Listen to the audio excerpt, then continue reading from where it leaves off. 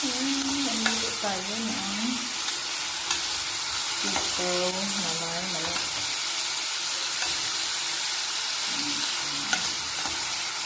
Simpleng ulam lang po.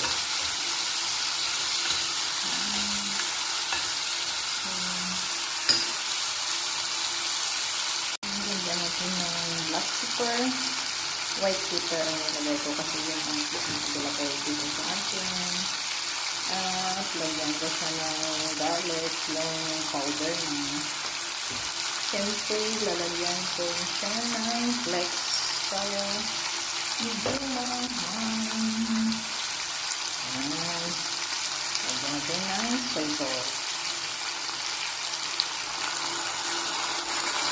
At siyempre, lalagyan din natin siya ng kunting suka.